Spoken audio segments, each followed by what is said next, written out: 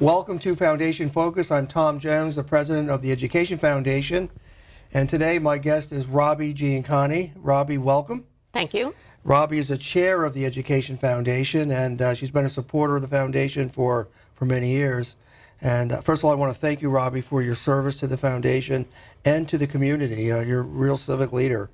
And just wonder if you want to start off by telling the audience a bit about yourself and a bit about how you came to be part of the Education Foundation. Sure. I'm very proud of the fact that I've been living in St. Lucie County for over 40 years. It was a much different place when I moved here 40 years ago. In fact, I think the population of Port St. Lucie was about 1,200 people, so you can figure how much it's grown since then. But I spent most of my professional career in banking or finance one way or another. But I had an opportunity to work for a financial institution that really promoted community involvement. And that was probably, 30 years ago. And that's when I found my sense of community, as I call it, where I saw the importance an individual could make through other people to the community. And I decided that's something that I wanted to do in St. Lucie County. So I serve on the board of a number of organizations. My children went through the public school system, and I have a grandson out at Westgate. So, I'm still tied to the schools and, of course, to the Education Foundation. I came to the board through actually serving on the Chamber of Commerce Board. St. Lucie County Chamber of Commerce Board had a representative position on the Education Foundation Board. And so when that position became available, I volunteered to serve on the board. Right, that's terrific. Yeah, actually, early on when we were created by the school board and civic leaders, and the Chamber of Commerce was part of that. And so early on, it's not in our charter, but the practice was to have a seat for a representative. And so thank you very much for doing that. Now, you have a 2-year term, and you're just about finishing up the first year of a 2-year term. And I want to thank you for your leadership. And we've had a busy year, right? We've been very busy this year. We have had a busy year, and that's a good thing. I think, I think that the community, especially the school community, recognizes what we do. Not that other people don't, but our benefit is for all of the school district teachers and children and stuff. So we've had a busy year, and I like it that way. That's great. For the audience, we're a 501c3 chartered right here in St. Lucie County. We were created to further public education. And we've been doing that for almost 30 years now. So as we start the new school year next year, 2019 and 20, that'll be our 29th year. So, and back in those days too, there were very few 501c3s in county. Probably the ones that come to mind would be Castle and maybe a handful of others. The chamber was certainly very active, and so now it's grown up quite a bit.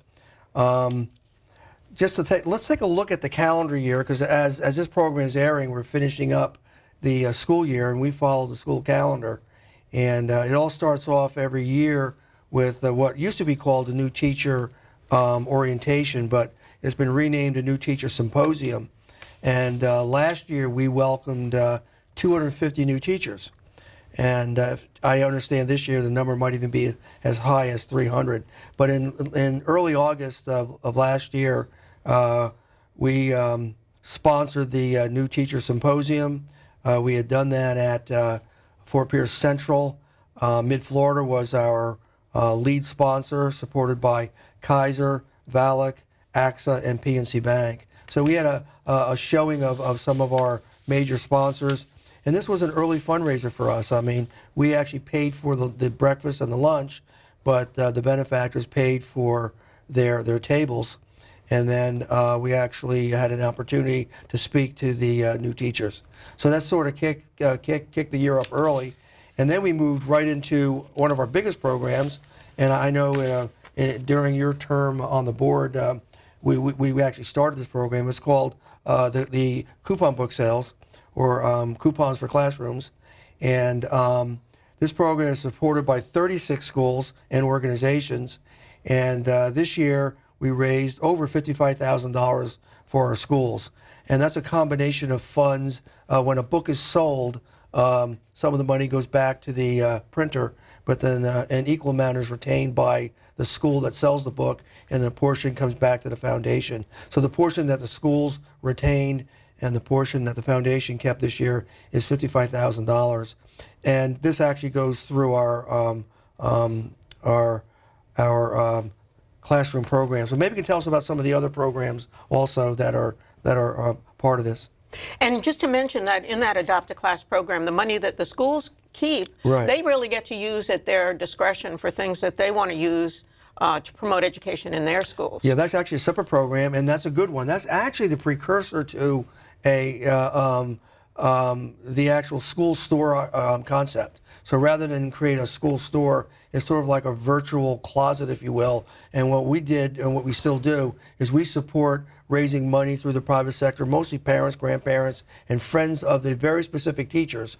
And every year what we do in the summertime as the new teachers come on board, we publish their names on our website, and individuals have an opportunity to go on our website and donate money to that teacher.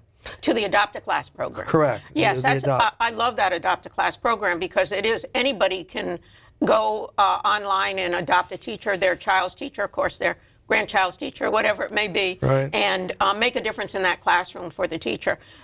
You know, one of the missions at the Education Foundation is really to support teachers so they're not spending their own money on classroom supplies. That's And right. there's a number of projects in this community that are helping with that. So we're all behind that effort. Right, it's really working out because I think last year we raised probably about $30,000. Yes. Yeah, so that money goes right back to the teacher. Actually, when you go online, there's a small fee for the transaction to offset the cost for the debit or credit card, but 100% of the actual donation amount gets passed right on to the teachers. And the other thing is that we do it very quickly. The money comes in, the next time our bookkeeper is there, the check is cut. You and I sign the checks, and then the money goes right into the classroom. So that's always a good feeling, and those are our mission-driven programs. Helping our schools and helping our teachers, and now the program takes us into the fall, and I think probably now for close to 25 years. We've held an annual gala. Last year it was held at Harbor Ridge, and so this year it's going to be in early November. But this dinner this year was sponsored by Giaccone & Sons, Kaiser University, Treasure Coast Lexus, Mid-Florida Credit Union, AT&T, Seacoast, FP&L, PNC Bank, and Bank of America, to just name a few. And this is an elegant dinner, and we raise funds mostly for our teacher grant program. So, Robbi, maybe you can tell the audience a little bit more about the dinner. Well, and I think the dinner is an elegant event. It's probably the only time that we have a thing where we really dress up and have dinner out. But we are making a couple of changes to it this year, and hopefully we're going to recognize some people, graduates of our community that have gone on maybe to get education somewhere but come back and moved back into our community and are making a difference now. We're looking for those people now, so if you know anybody, let us know. But it's a very nice event, and we're happy we have an auction, a silent auction with the events. Right, yes. So anybody, we're always taking donations for that too. So last year we raised money for early literacy. Jane Rowley was one of our speakers, and she got up and she raised $6,000 for literacy for our children in about 6 minutes. So it was terrific. It was really great. She said, listen, folks, we have children that are struggling to read. Let's just get, and Tom has a program that the foundation supports. Let's do this. And the money came pouring in. We also supported last year the homeless student program, which I think the audience will hear more and more about next year. But there are a number of students throughout the school district that are legally homeless, and that tugs at our heartstrings. So we raised $1,000 at this dinner for that, and that's another way for us to kind of look at the landscape and find out what's going on, what's trending in the community, and kind of jumping in and helping out. Yeah, I was shocked when I heard that we have about 1,200 homeless students in our community.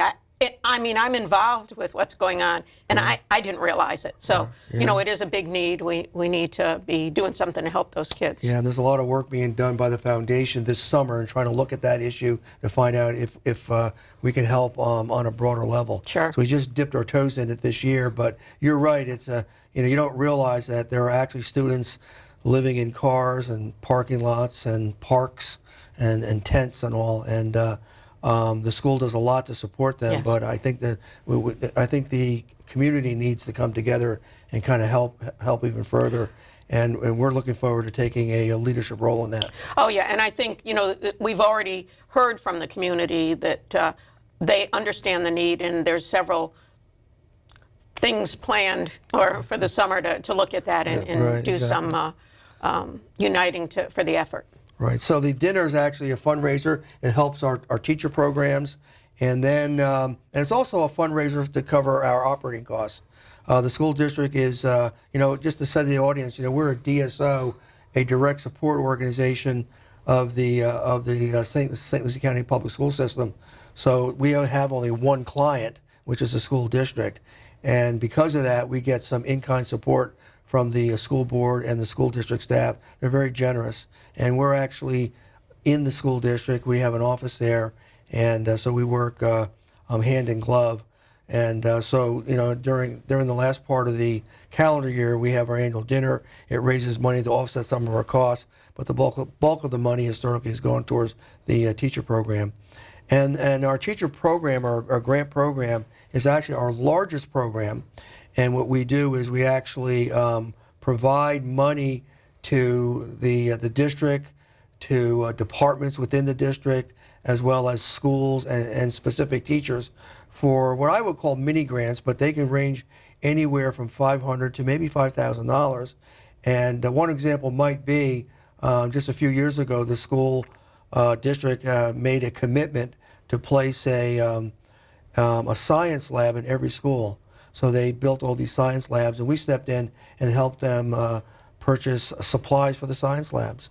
And that was one of the grants that we opened up, and we had several schools, you know, place their application.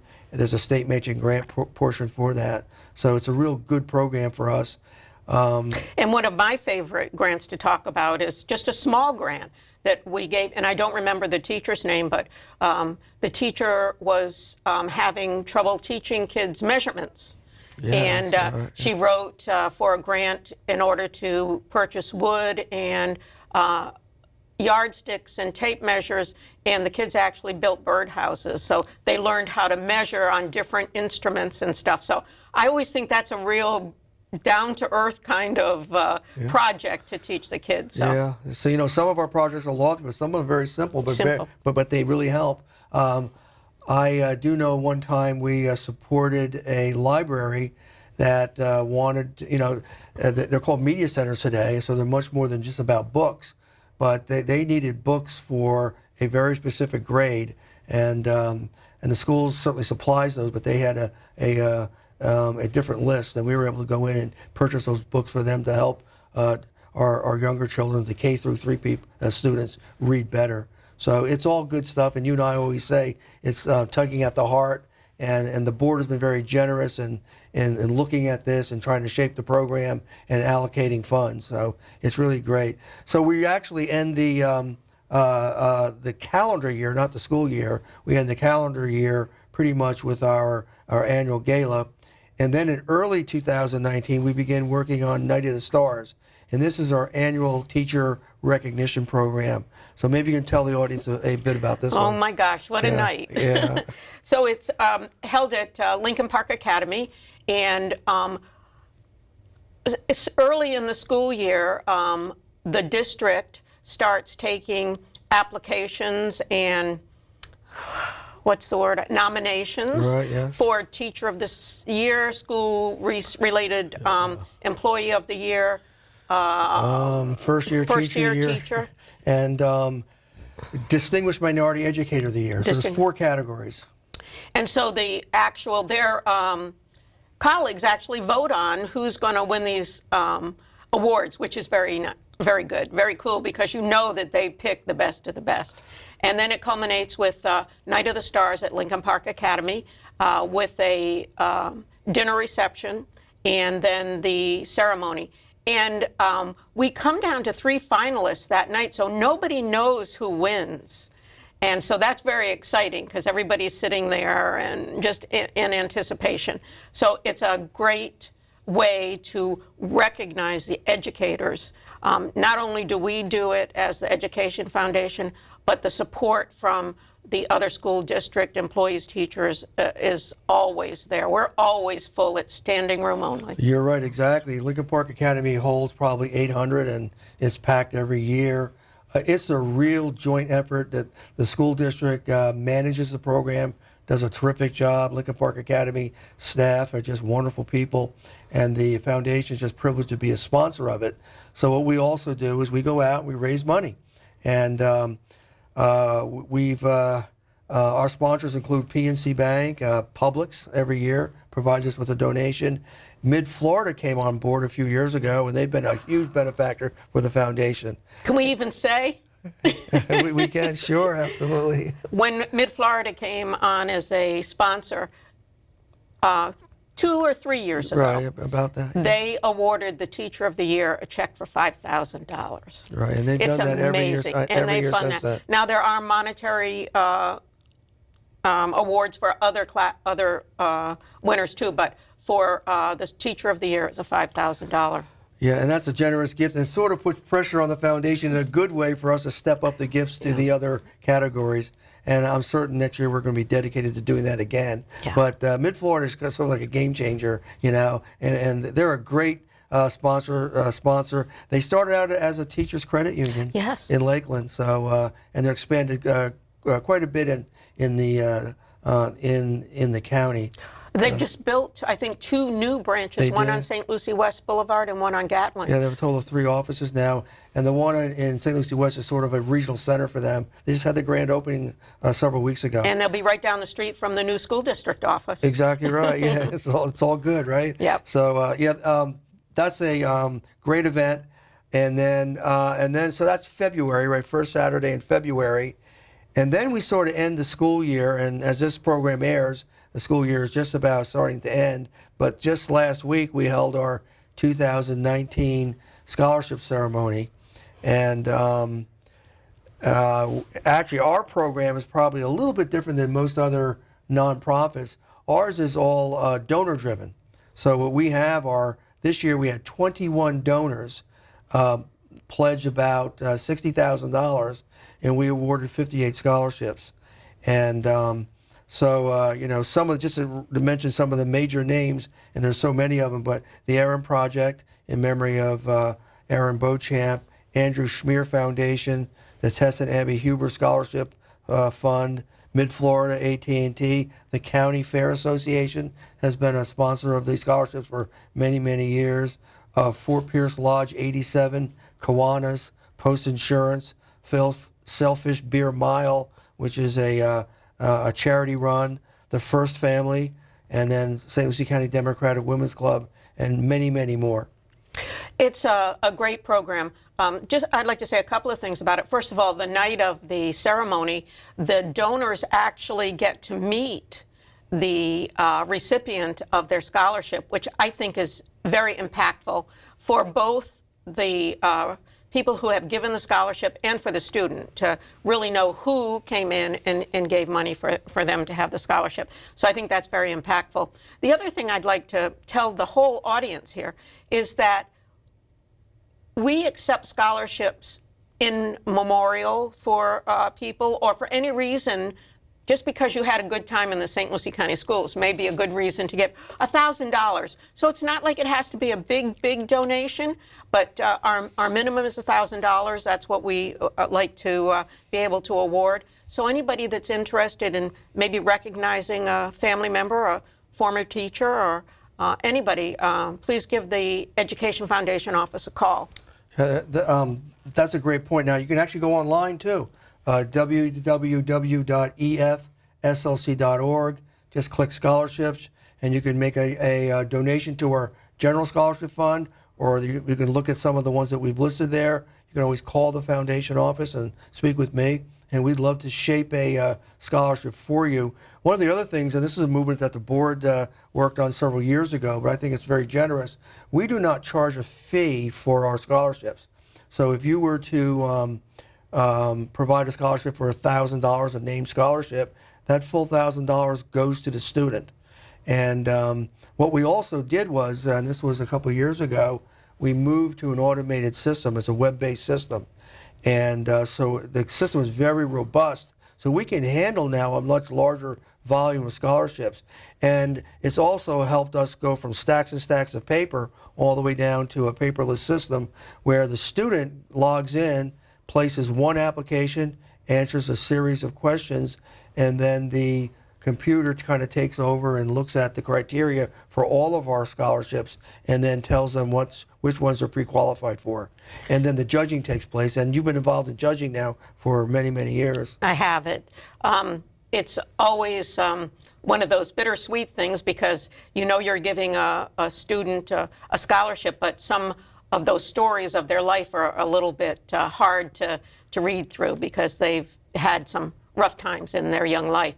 And this might be a point, too, to really thank all of the guidance counselors at the high schools. I agree because with you. they are the ones that are helping the kids fill out their application for scholarships, not only ours, but every scholarship that's available to them within our community or outside our community. And so we really do thank the guidance counselors for all their help. That's a real good point because I was talking to the guidance counselors at Fort Pierce Central, and they actually hold labs. You know, they'll get all the students together in the computer lab, and they'll go through the application process, especially ours, which is online, and walk through it to help them because you know it's a little technical, you know, and you have to gather up some data, and just to keep on. Now I will mention this: last year, or rather this year, just ended the scholarship program. We awarded 58 scholarships, and we took in only 138 applicants. Now, in years past, the number of applicants has been much higher, and we've been studying this. I think part of it is the complication of going through the online system. But if you think about that, the students that did make it through and applied, it's not quite, but a 50-50 chance of getting a scholarship. And some got multiple scholarships. And what we actually do when we judge our scholarships is that part of it is based on need and part of it is based on excellence. So there's an opportunity for an individual that was especially challenged, that you had just mentioned, and those stories are heart-wrenching to us, but they stayed with it and they graduated with really good grades and they want to move on to either getting a job and then working part-time towards their higher education or going right into college. We're there for them. And it's a great program, and I just want the audience to know that we're looking for sponsors. We're looking for individuals to donate money. This could be an organization as well as a family. You know? And one thing I'd like to mention about that application process, while we do need some financial information about the parents, that is in a very secure place on our online system. And so once we're finished judging the scholarships, it's not like we have paper hanging around That's correct. or anything. That's exactly and it's right. gone. Yeah. All of that information's gone. But I just want to say that because we do have to have that information to make the decisions about scholarships. That's right. And so that actually ends our calendar year or our fiscal year. And then we're holding our annual meeting next week as this program airs. Yes. We will re-elect and elect a slate of new officers. We approve the new budget. And then we also, begin the calendar. So next year, which is going to be the 2019-2020 calendar year, we're going to pretty much mirror what we've done last year in terms of the new teacher symposium. I think we may see the coupons for classroom program being tweaked a little bit, or maybe even changing the theme a little bit. So we're smiling right now, but we're still working on that. Yes. And the dinner, you mentioned the annual dinner. I think we're always going to have this elegant dinner because we've held it now for over 25 years. But we're going to recognize individuals that have graduated from the public school system and are working and contributing to the community. So we're going to have several awards for that. We're also going to recognize a leadership award. someone who is recognized, an individual that has worked and made a meaningful contribution to public education. So that, and then we're also thinking about even having a cause that goes with the dinner. So I'll make it up right now, and it might be homeless students. So we'll be raising money for homeless students. And then what we also do, we have an opportunity to have a silent auction and a live auction. And what we thought we would do is bring in a booth, or several booths, maybe 5 booths, as an example of some of the teacher grants. I think that would be impactful for our audience to see at that dinner the actual physical thing that the grant provides. Exactly right. So they can say, if I'm purchasing this basket, I know my money will go to a program like this. And so I'm really excited about next year. And the scholarship ceremony, of course, will be held. We're also going to bring back next year a tag art program, and this is in conjunction with the county tax collector. A couple of organizations do this on a very large basis, but we'll have 5th grade art students create a tag, a front license tag, a non-legal tag, which will be sold through the tax collector and the foundation. Money is raised, and it goes back to the 5th grade art program. And I know we're still in the planning stage for that, but we've talked about having the public actually vote on the winner of that piece of tag art out at the fairgrounds during the fair when we have the Kiwanis Education Building opening. That's right. And opened, and all of the school displays. We have a voting machine in there anyway to vote on the. It's a great idea. On the schools' projects, and we could also vote on the tag art too. Right, it's a natural. Then we can sell the tags right there. Yep. And that money will go right back to the 5th grade art program. So that's a joint venture with the St. Lucie County tax collector. So we're excited about that. We have a couple of new things going on, and but I wanted to end the program, Robbi, and thanking you for your leadership. It's been a real pleasure working with you. I have 1 more year to go. I know. And yeah, somehow during my term it got 2 years. I'm not sure how that happened. Yeah, it was originally 1 year. If I look back at the charter, it probably is technically 1 year. But I'm happy to do it. Well, thank you very much. And so, Robbi, thank you for your support. I want to thank the audience. We're coming upon the summer, but it doesn't mean we're resting. We've got a lot of work to do, a lot of planning. We actually thought we're going to start our fundraising for the annual dinner during the summer this year to get a little jump on it. And so I wanted to thank all of our viewers for supporting us. I want to thank WLXA TV for all of their support. And I wanted to thank the school district for their wonderful support of the foundation. So thank you very much, everyone.